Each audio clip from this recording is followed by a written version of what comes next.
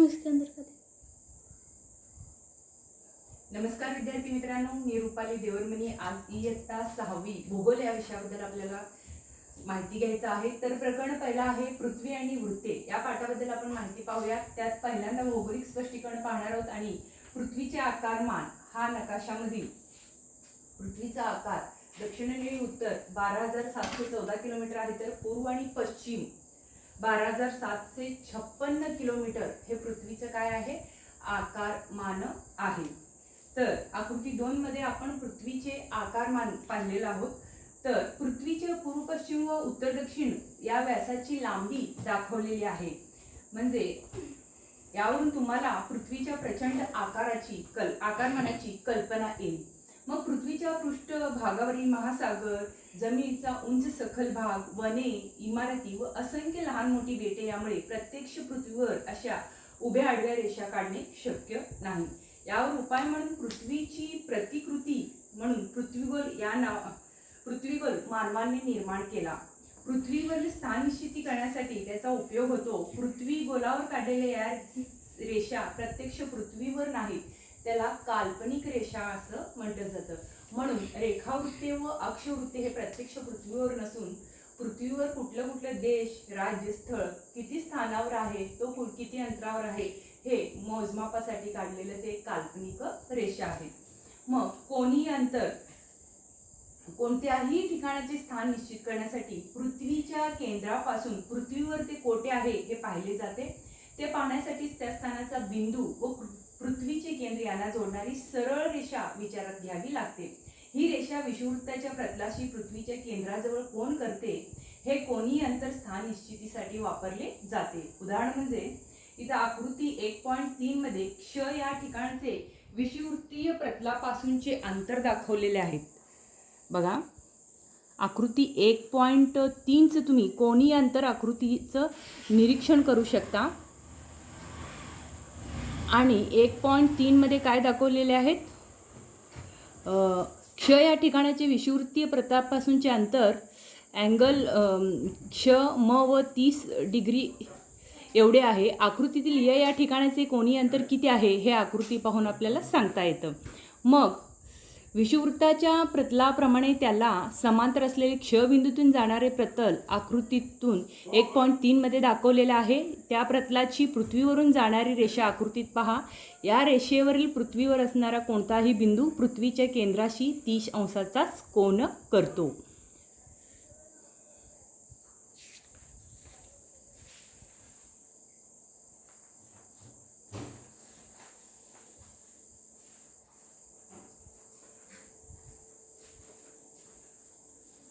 आता पुढचा मुद्दा आहे अक्षवृत्ते।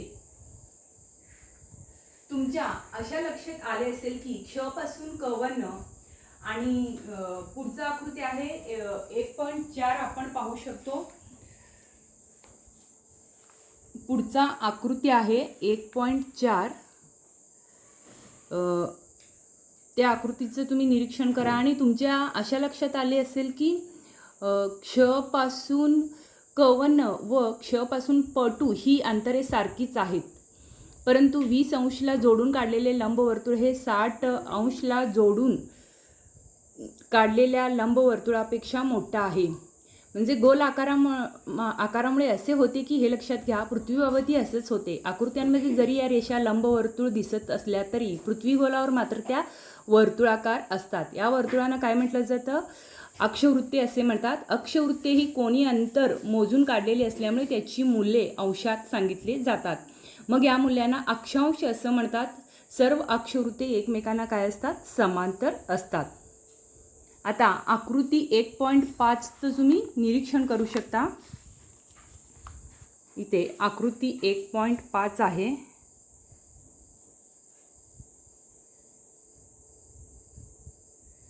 आणि 1.5 मध्ये दाखवल्याप्रमाणे विषुववृत्तीय प्रतलापासून अक्षांशाचे कोन मोजले जातात। त्यामुळे विषुववृत्त हे 0 अंशीचे अक्षवृत्त समजतात। त्याला मूळ अक्षवृत्त असंही म्हणतात। हे सर्वात मोठे अक्षवृत्त म्हणजेच त्याला काय म्हटलं जातं, बृहत्वृत्त आहे असं म्हटलं जातं। म्हणून विषुववृत्तापासून उत्तरेकडे व दक्षिणेकडे अक्षवृत्ताचे मूल्य हे काय आहे, वाढत जाते।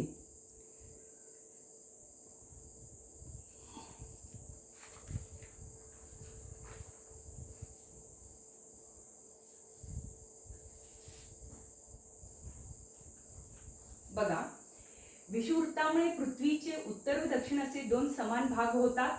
उत्तरेकडील भागास उत्तर गोलार्ध तर दक्षिणेकडील भागास दक्षिण गोलार्ध असे म्हणतात. विषुववृत्ताच्या उत्तरेकडे व दक्षिणेकडे अक्षवृत्ते आकाराने लहान लहान होत जातात. पृथ्वी गोलावर उत्तर व दक्षिण या दोन्ही टोकांना ती बिंदू स्वरूप असतात. त्यांना अनुक्रमे उत्तर ध्रुव व दक्षिण ध्रुव असे म्हणतात. अक्षवृत्तांची मूल्ये सांगताना ती अक्षवृत्ते उत्तर गोलार्धात आहेत की दक्षिण गोलार्धात आहेत हे सांगणे आवश्यक असतं. उत्तर गोलार्धातील अक्षवृत्ताचा 5 अंश उत्तर, 15 अंश उत्तर, 30 अंश उत्तर, 50 अंश उत्तर, तर दक्षिण गोलार्धातील 5 अंश दक्षिण, 15 अंश दक्षिण, 30 अंश दक्षिण, 50 अंश दक्षिण असा उल्लेख केला जातो. आता पुढचा आहे आकृती 1.6चं आपल्याला निरीक्षण करायचं आहे. पृथ्वीची कोनाची मापे. बघा 1.6 पाहू शकता तुम्ही. आकृती 1.6चं तुम्ही निरीक्षण करू शकता. विषुववृत्ताचा उत्तरेकडे 30 अंश कोनी अंतर असलेल्या सर्व ठिकाणांना जोडणारी रेषा म्हणजेच 30 अंश उत्तर अक्षवृत्त होय. या अक्षवृत्तावरील सर्व स्थानांचे कोनी अंतर समान असल्याने त्याचे अक्षांश 30 अंश उत्तर इतके असते. मग उत्तर अमेरिकेतील न्यू ऑर्लिन्स, आफ्रिकेतील कैरो, आशियातील लासा, बसरा इत्यादी ठिकाणी 30 अंश उत्तर अक्षवृत्तावर येतात. आकृती 1.6 तुम्ही पाहू शकता. आणि हीच संकल्पना सर्व अक्षवृत्तांसाठी काय होते, लागू पडते.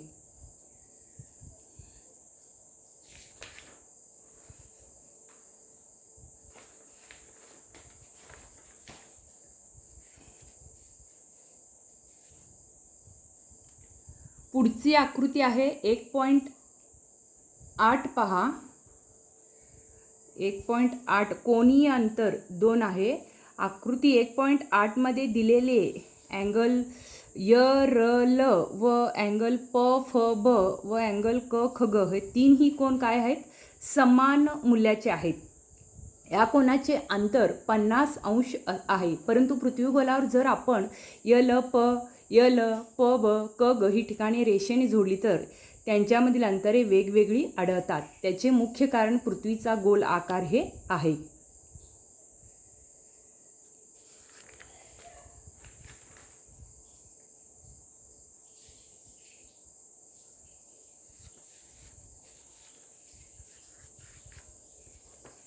त्यानंतरचा आकृती 1.9 पहा. 1.9 पहा, त्याचं निरीक्षण करा. विषुववृत्त अँगल म क ब उत्तर ध्रुव आणि दक्षिण ध्रुव दाखवलेले आहेत आणि त्यांचं रेखांश कसं आहे. उभी आणि उत्तर ध्रुवापासून दक्षिण ध्रुवापर्यंत अर्धगोलाकार रेषांना आपण काय म्हणणार आहोत, रेखांशे किंवा रेखावृत्ते म्हणणार आहोत. त्याच रेखावृत्त पॉईंटबद्दल आपल्याला माहिती पाहायचा आहे.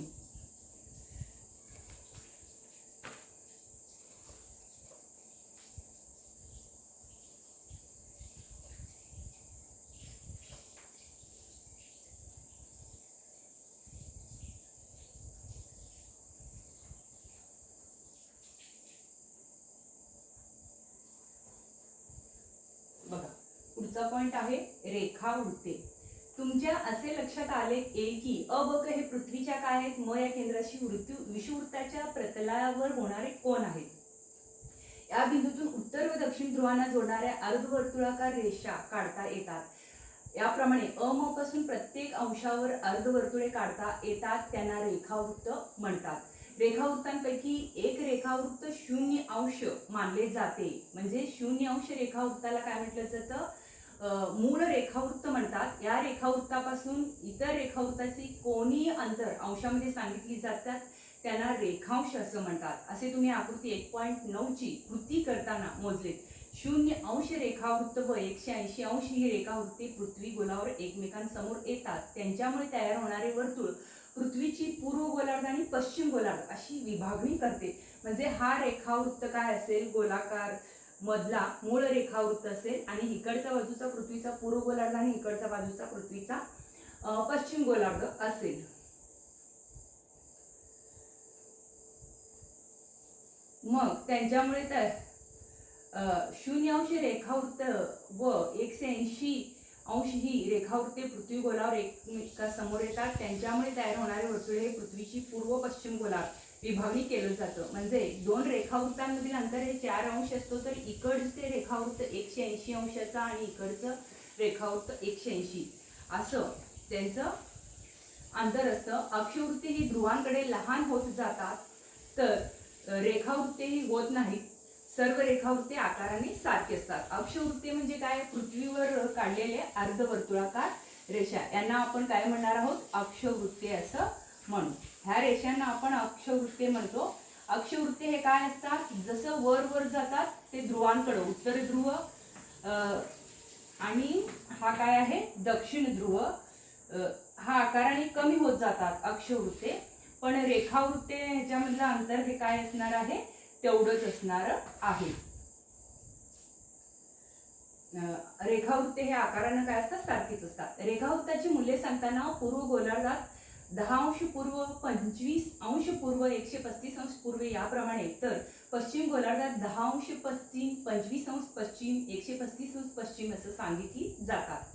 0° रेखावृत्ताच्या पूर्वेकडे 30° कोनी अंतर असलेल्या सर्व ठिकाणांना जोडणारी अर्धवर्तुळाकार रेषा 30° पूर्व रेखावृत्त होय. या रेखावृत्तावर आफ्रिकेमधील कैरो, हरारे, दर्बन इत्यादी ठिकाणे येतात. एवढ्या मोठ्या आकाराच्या पृथ्वीवरील ठिकाणाचे स्थान अक्षांश व रेखांशामुळे अचूकपणे सांगता येते. लगतच्या कोणत्याही दोन अक्षवृत्तांमधील अंतर सर्व ठिकाणी सारखेच असते. लगतच्या कोणत्याही दोन रेखावृत्तांमधील अंतर मात्र सर्व ठिकाणी सारखे नसते. हे संत्र्याच्या फोडीच्या निरीक्षणावरून तुम्हाला लक्षात येईल. म्हणजे संत्र्याचा फोड घ्यायचा, त्याच्यात अर्ध भाग केलं तर कसं होतं, आणि एक एक फोड काढून त्याच्यातलं अंतर आपण पाहू शकतो. पृथ्वीच्या गोल आकारामुळे विषुववृत्तापासून उत्तर व दक्षिण गोलार्धात या रेखावृत्तांमधील अंतर कमी कमी होत जाते, तर दोन्ही ध्रुवांवर ते अंतर 0 इतकं असते. लगतच्या कोणत्याही दोन अक्षवृत्तांमधील पृथ्वी पृष्ठावरील अंतर 111 किलोमीटर असते. तसेच विषुववृत्तावर लगतच्या कोणत्याही दोन रेखावृत्तांमधील अंतर 111 किलोमीटर असते. म्हणजे 111 किलोमीटर दरम्यान असलेल्या ठिकाणांची अचूक स्थाने सांगण्यासाठी अंशाची विभागणी लहान एककात करावी लागते. अंशाची ही विभागणी मिनिट या एककात, तर मिनिटाची विभागणी सेकंद या एककात केली जाते. अक्षांश व रेखांश याची मूल्ये अंश, मिनिट, सेकंद या एककामध्ये सांगण्याची पद्धत आहे. म्हणजे यामध्ये अंशाचे 60 भाग होतात, तर प्रत्येक भाग 1 मिनिटाचा असतो. तसेच मिनिटाचे 60 भाग होतात व प्रत्येक भाग 1 सेकंदाचा असतो. ही मूल्ये चिन्हांनी पुढील प्रमाणे दाखवता येते. अंश म्हणजे 0 असं दाखवता येते, तर मिनिट म्हणजे 1 सेकंद आणि सेकंद म्हणजे 2 अवतरण चिन्ह, अशा प्रकारे आपल्याला दाखवता येतं. बघा, आता आपल्याला पुढचं पाहायचं आहे वृत्त जाळी. पुढचं पॉइंट आहे वृत्त जाळी. वृत्त जाळी, वृत्त जाळी.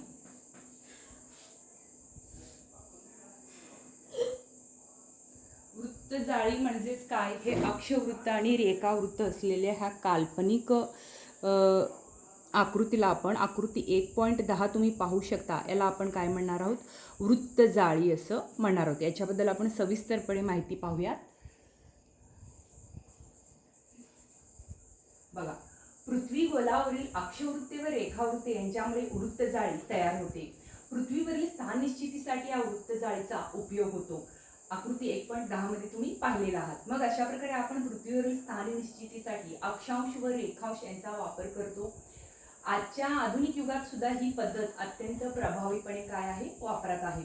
मग भौगोलिक माहितीप्रमाणे GIS, त्याला काय म्हटलं जातं? जिओग्राफिकल इन्फॉर्मेशन सिस्टीम, व जागतिक स्थान निश्चिती प्रणाली, त्याला काय म्हटलं जातं? GPS म्हणजे ग्लोबल पोझिशनिंग सिस्टीम. तसेच इंटरनेटवरील गुगल मॅप म्हणा, विकिमॅपिया व इस्रोच्या भुवन या संगणक नकाशा प्रणालीमध्येही अक्षवृत्त व रेखावृत्त यांचा वापर करण्यात येतो.